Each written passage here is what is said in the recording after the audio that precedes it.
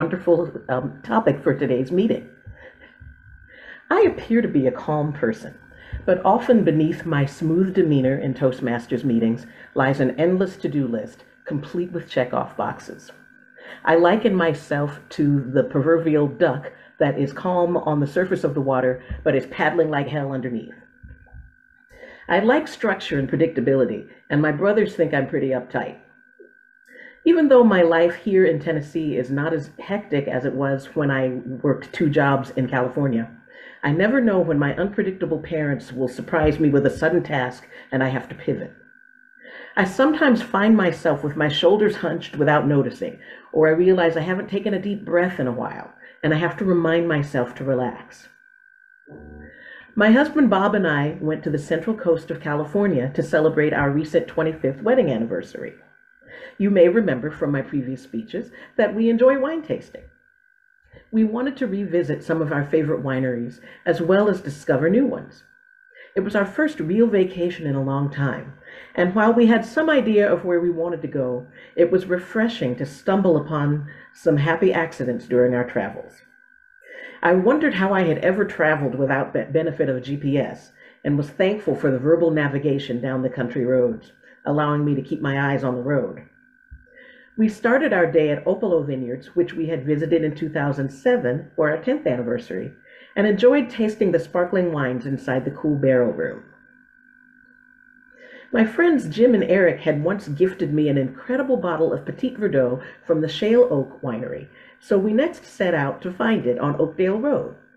However, cell service was spotty at best in the countryside, and we found ourselves around a bend and up a winding uphill path to our first happy accident, Crowed Vineyards.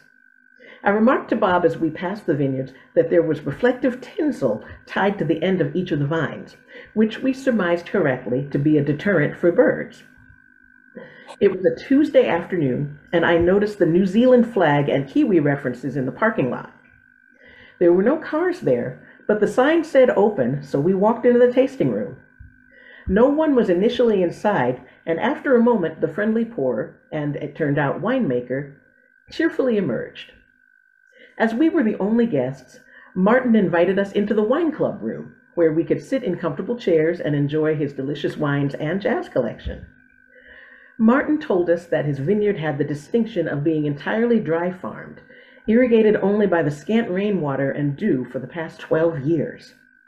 We found it fascinating that the wines could thrive with so little water. It turned out that Martin came to winemaking also as a happy accident. He had traveled from New Zealand to the United States in his 20s with a friend. They ran out of money and bunked at the home of a friend's mother in Bakersfield for several months.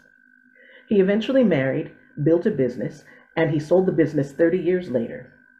He and his wife bought a dilapidated vineyard on a hilly property with the proceeds. Martin's wife, Patty, was initially reluctant to undertake that venture, but she couldn't deny Martin's vision.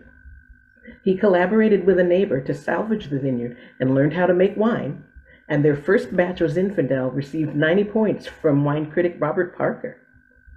They went on to plant other varietals, and Bob and I particularly enjoyed the Grenache and the Petit Syrah. Crowed Vineyards is now an award-winning boutique winery and bed and breakfast, the epitome of a happy accident. Bob and I toasted to our anniversary and the happy accident of ending up at Crowed Vineyards. And while we did eventually find Shale Oak Winery, it turns out they weren't even open that day. During the rest of our vacation, I strove to relax and see where the road took us, and we ended up finding more happy accidents along the way.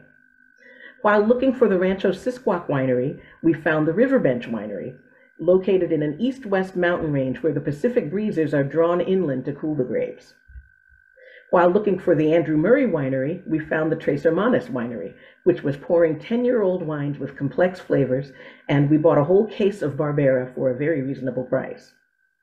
We also enjoyed the La Fond Winery, where we bonded with the pourer Sandra over our shared love of Mexican food. Which reminds me, I have to email her for her recipe for chilaquiles. I'm going to try to apply that principle to my daily life.